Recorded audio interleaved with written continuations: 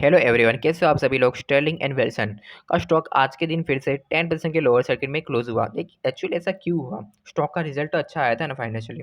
देखिए अभी यहाँ पे कोई भी रीजन पर्टिकुलर हम डिस्कस करेंगे, न्यूज़ वगैरह मैंने आर्टिकल वगैरह सर्च किए, कुछ भी ऐसा रीजन नहीं है जिसकी वजह से स्टॉक के अंदर 10% का फिर से लोअर सर्किट लग जाए। पर यहाँ पे आपको जैसे कि पता होगा स्टॉक का नेचर ऐसा है, जबकि तरफ स्टॉक ऊपर की तरफ चलता है फिर यहाँ पे स्टॉक की जो गिरावट होती है वो भी भारी भरकम हमें देखने को मिलती है। मैं बात करूँ पिछले कुछ सेशन, हम यहाँ पे उस सेशन की बात नहीं करें जब यहाँ पे मार्केट गिर रहा था। देख रहे हैं यहाँ पे ये स्टॉक ऊपर की तरफ लगातार भाग रहा था, फिर नीचे की तरफ लोअर सर्किट में भी क्लोज हो जाता है। कभी स्टॉक लोअर सर्किट में क्लोज हो, फिर से ऊपर सर्किट में क्लोज हो, फिर से अपर सर्किट, फिर से यहाँ पे लोअर सर्किट लगते हैं। मतलब कि ये स्टॉक का नेचर ही ऐसा है कुछ कि यहाँ पे अपर एंड लोअर सर्किट का झंझट है वो चलता ही रहता है अक्सर। तो यहाँ पे बात करें स्टॉक के अंदर, अभी आपके पास होल्डिंग वगैरह है तो आपको क्या करना चाहिए। देखिए फाइनेंशियल रिजल्ट अच्छा है तो आप यहाँ पे होल्ड करो, तो आराम से होल्ड करो। इस स्टॉक के अंदर कोई दिक्कत की बात नहीं है। अगर बात कर लो ऑल टाइम हाई वगैरह अटेम्प्ट की तो अभी थोड़ी सी देर लगे, क्योंकि मार्केट अभी फिलहाल करेक्शन के फेस के अंदर मार्केट स्टेबल जो हो जाता है तो फिर ये स्टॉक आपको चलने में थोड़ी सी देर नहीं करता, आपको पता होगा। यहाँ पे 500 के प्राइस में से 800 के आसपास प्राइस में जाने में थोड़ी सी देर नहीं लगाई थी। करीब एक महीने के सप्ताह के अंदर ये जो है 500 से 800 रुपये भी चला है स्टॉक। इस स्टॉक के अंदर फाइनेंशियली यहाँ पे अभी दिक्कत नहीं है, फाइनेंशियली रिजल्ट इस क्वार्टर का अच्छा है। अब बात कर ले सपोर्ट के आसपास की, तो सपोर्ट के आसपास अभी स्टॉक ट्रेड कर रहा है और ये सपोर्ट के आसपास जो स्टॉक है वो पहली बार आया है, ये ध्यान रखना। मैं क्या बोल रहा हूँ उसके बारे में ध्यान रखना। सपोर्ट के आसपास यहाँ पे पहली बार आया था, पहली बार ये स्टॉक ऑलमोस्ट यहाँ पे सपोर्ट ले सकता था। आपको कल के दिन यहाँ पे मंडे के दिन इस स्टॉक के अंदर बाइंग की अपॉर्चुनिटी ढूंढनी है। अगर मंडे के दिन ये स्टॉक 9.15 के आसपास अगर यहाँ पे जो स्ट्रॉन्ग वगैरह ग्रीन कैंडल के आसपास यहाँ पे आपको बना था वो 9.15 के आसपास ही दिख जाता है, तो 9.15 के कैंडल के हाई के साथ यहाँ पे आप बाइंग का ट्राई कर सकते हो। स्टॉक की probability high of the chance है दोस्तों, स्टॉक यहाँ पे आपको ऊपर की तरफ जाता हुआ देखने को मिल सकता है कल के दिन। मैं इसके फाइनेंशियल रिजल्ट भी आपको बताऊंगा, फाइनेंशियल रिजल्ट इसके अच्छे आए थे। यहाँ पे कंपनी जो लॉस से प्रॉफिट में आ चुकी थी, करीब 18 करोड़ के आसपास मेरे ख्याल से प्रॉफिट कंपनी ने दर्ज किया था Q3 के अंदर। यहाँ पे देखिए यहाँ पे स्टॉक लगातार गिरा है, यहाँ पे एक बाउंस बैक भी पॉसिबल है क्योंकि इतनी सारी कैंडल यहाँ पे रेड बन चुकी है, तो यहाँ पे एक कैंडल यहाँ पे बाउंस बैक की आनी चाहिए। फिर अगर स्टॉक को फिर से कंटिन्यूशन का नीचे की तरफ का मोमेंटम करना है तो फिर कर सकते हैं। मैं कैसी कैंडल एक्सपेक्ट कर रहा हूँ, देखिए कुछ यहाँ पे इस तरह की कैंडल 1 मंथ के टाइम फ्रेम में बननी चाहिए, या फिर यहाँ पे अगर स्टॉक को नीचे की तरफ जाना है तो भी यहाँ पे इस तरह की कैंडल आपको 1 मंथ टाइम के अंदर एक फॉर्म होनी चाहिए। क्योंकि यहाँ पे काउंट कीजिए कितनी कैंडल रेड बनी है, 1 2 3 4 5 6 7 8, लगातार 8 मंथ से दोस्तों स्टॉक जो है डाउन परफॉर्म कर रहा है। मतलब स्टॉक ने कुछ परफॉर्मेंस दिया ही नहीं। अगर 8 मंथली टाइम फ्रेम में किसी ने इन्वेस्ट किया होगा तो उसको कोई परफॉर्मेंस नहीं मिला स्टॉक के अंदर। तो यहाँ पे स्टॉक का अभी चलने का समय आ चुका है। देखिए ऐसे सपोर्ट पे स्टॉक जो है आपको रैली मिलता है इससे मार्केट के अंदर, ये ऐसे स्टर्लिंग एंड विल्सन के स्टॉक को आपको पता ही होगा अच्छा खासा मोमेंटम ऊपर की साइड में यहाँ पे स्टॉक देता है। तो फिर इस स्टॉक को यहाँ पे मोमेंटम से यहाँ पे बाय करने से मत चुकिएगा, अच्छे खासा लेवल है। यहाँ पे मैं स्टॉक के जो फाइनेंशियल वगैरह आपको बता देता हूँ अभी। जिसके पास होल्डिंग है वो यहाँ पे एवरेज वगैरह करना चाहते हैं, इस प्राइस पे एवरेज वगैरह करने के लिए ट्राई कर सकते। ध्यान रखना मैंने जैसे आपको बताया अगर डी हाई के आसपास 1 डे टाइम फ्रेम के अंदर क्लोजिंग होती है, आपको उसकी बात करना था उसकी बात कर सकते। और इंट्राडे के कल के लिए यहाँ पे हो सकता है कल के लिए मोमेंटम ना आए, बट जिस दिन यहाँ पे ये स्टॉक 9.15 के आसपास अच्छे खासे ग्रीन कैंडल में क्लोज होता है तो फिर यहाँ पे कंटिन्यूशन में मोमेंटम में स्टॉक जा सकता है। अगर आपको स्टॉक को बाय करना था फिर 1 हॉल टाइम फ्रेम अंदर भी बाय कर सकते। 1 हॉल टाइम फ्रेम अंदर एक स्ट्रॉन्ग ग्रीन कैंडल बन जाती है, उसका हाई जैसे ब्रेक करते हैं नेक्स्ट वहाँ पे भी आप बाइंग का ट्राई कर सकते हो।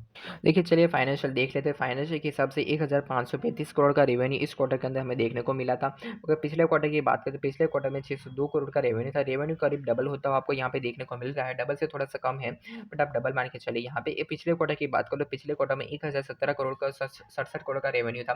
तो क्वार्टर ऑन क्वार्टर बेसिस में भी रेवेन्यू के अंदर ग्रोथ देखने को मिली हमें। Q3 क्वार्टर के अंदर एक्सपेंस की बात करते हैं, एक्सपेंस करीब 1445 करोड़ के आसपास देखने को मिले, जो प्रीवियस क्वार्टर के अंदर 981 करोड़ थी। अगर पिछले ईयर की बात करें पिछले ईयर में 600 करोड़ थे, 600 करोड़ से यहाँ पे रेवेन्यू भी, एक्सपेंस भी कंपनी के बढ़े, एक्सपेंस बढ़ने के साथ कंपनी की रेवेन्यू भी बढ़ा है, पर कंपनी का प्रॉफिट नहीं बढ़ा। वो प्रॉफिट बढ़ा कि नहीं बढ़ा ये जो है मेन फोकस है। देखिए प्रॉफिट फॉर द पीरियड की बात कर ले तो कंपनी ने इस साल जो प्रॉफिट कंपनी से इनकम की बात करूँ तो 80 करोड़ के आसपास, सॉरी 80 करोड़ के आसपास कंपनी की जो इनकम है वो देखने को मिली है।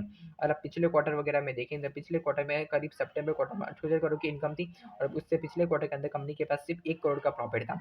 तो क्वार्टर ऑन क्वार्टर बेसिस में अगर देखेंगे तो प्रॉफिट के अंदर थोड़ी सी ठीक ठाक जंप है, but year on year basis के अंदर प्रॉफिट के अंदर एक बिग जंप हमें यहाँ पे देखने को मिला। पर जनरली ऐसे रिजल्ट में क्या होता है, देखिए पिछले क्वार्टर में अच्छा खासा परफॉर्मेंस मिल गया था 28 करोड़ के आसपास जो है। तो जो स्टॉक का प्राइस है तो वो यही मान के चलता है इस इससे आगे वाले क्वार्टर में भी इससे बढ़ के थोड़ा सा प्रॉफिट आन होना चाहिए, तो इससे बढ़ के थोड़ा सा प्रॉफिट बस ठीक ठाक प्रॉफिट है। इस वजह से यहाँ पे स्टॉक दोस्तों आपको हो सकता है चलता हुआ यहाँ पे आज जो है देखने को नहीं मिला। यहाँ पे लोअर सर्किट यहाँ पे लगती हुई देखने को मिली, और कल के दिन वैसे भी मार्केट गिरा था फ्राइडे के दिन, इस वजह से हो सकता है थोड़ी सी लोअर सर्किट यहाँ पे लगी, बट सपोर्ट के आसपास मिल रहा था। हम स्टॉक को बाइंग करने से चुकेंगे नहीं। इसके फाइनेंशियल अभी धीरे धीरे सुधर रहे। कंपनी आपको देख रहे पिछले क्वार्टर वगैरह में कभी ज़्यादा लॉस में भी कंपनी ने किया है, बट यहाँ पे अभी प्रॉफिट में है और अच्छे खासे प्रॉफिट में हमें देखने को मिल रही है। क्वार्टर ऑन क्वार्टर बेसिस पे थोड़ा-सा प्रॉफिट कंपनी का हो सकता है, थोड़े से ईयर के आसपास भी इंक्रीज़ भी होता हुआ आपको देखने को मिले। ईपीएस की बात करें, ईपीएस करीब ₹3.32 के आसपास का, पिछले क्वार्टर का 0.32 पैसा था और यहाँ पे पिछले क्वार्टर का 3.21 पैसा। ये पिछले ईयर का ईपीएस है 0.32 पैसा, जिसमें कंपनी के पास प्रॉफिट ना के बराबर था। देखिए वीडियो पसंद, वीडियो को लाइक करना, चैनल पे नए तो चैनल को सब्सक्राइब कर लेना। देखिए स्टर्लिंग विल्सन का जो मार्केट कैप है करीब 9,600 करोड़ के आसपास का, अभी के प्राइस के हिसाब से इसका पी की मैं बात करूँ तो स्टॉक का पी अभी भी हाई वैल्यूएशन पे पीक पे है, 350 का अभी भी पी हमें देखने को मिला। जैसे जैसे कंपनी के फाइनेंशियल रिजल्ट अच्छे आए होते जाएंगे, जैसे जैसे इसका पी भी जो दोस्तों ठीक ठाक होते जाएगा। और अब इसकी पी जो है उसके पीर कंपनी से हम कंपेयर करेंगे दोस्तों, सबसे ज़्यादा जो पी है इस कंपनी का, तो ये भी ध्यान रखना दोस्तों, अगर आप इन्वेस्ट करो तो एसएल वगैरह के साथ इन्वेस्ट करना, डायरेक्टली इन्वेस्ट मत कर लेना। देखिए मैं भी कोई सेबी रजिस्टर्ड फाइनेंशियल एडवाइजर नहीं हूँ। अगर आप यहाँ पे इन्वेस्ट वगैरह कर रहे हैं तो अपने जो फाइनेंशियल एडवाइजर से एक बार जरूर पूछ लेगा। यहाँ पे प्रॉफिट वगैरह की हमने बात कर ली है, फाइनेंशियल वगैरह अच्छे, पर यहाँ पे शेयर होल्डिंग पैटर्न के बारे में बात करनी थी मुझे आपसे। देखिए शेयर होल्डिंग पैटर्न यहाँ पे लगातार यहाँ पे गिरती हुई हमको देखने को मिल रही है। सितंबर क्वार्टर से यहाँ पे 52% स्टेक था प्रमोटर का। यहाँ पे कंपनी में जो प्रमोटर का स्टेक है वो करीब जून से सितंबर क्वार्टर के अंदर धीरे धीरे यहाँ पे हमें घटता हुआ देखने को मिला। अभी यहाँ पे प्रमोटर का स्टेक 45% के आसपास हो चुका है। अब एफ के पास यहाँ पे स्टेक वो ज़्यादा है, 14% के आसपास एफ है, डी 9% के आसपास है। तो यहाँ पे पब्लिक फिगर की बात करें हम जैसे लोग 30% के आसपास होल्ड करते हैं। मतलब ये ध्यान रखना दोस्तों, नंबर ऑफ यहाँ पे जो शेयर होल्डर है उसमें एफ का स्टेक ज़्यादा है, 14% के आसपास यहाँ पे एफ होल्ड करता है। स्टॉक के अंदर अपसाइड जाने का पोटेंशियल भी उतना ही ज़्यादा हो जाता है। आपको सपोर्ट के आसपास मिल रहा है ऐसे स्टॉक तो बाई कर लीजिएगा। शॉर्ट टर्म वगैरह में अच्छे खासे रिटर्न बनने के चांस है, लॉन्ग टर्म में हो सकता है थोड़ी सी दिक्कत हो, पर शॉर्ट टर्म के अंदर एक रिटर्न आपको यहाँ पे डिसेंट रिटर्न कंपनी जनरेट करके दे सकती है। देखिए वीडियो पसंद है, वीडियो को लाइक कर लेना।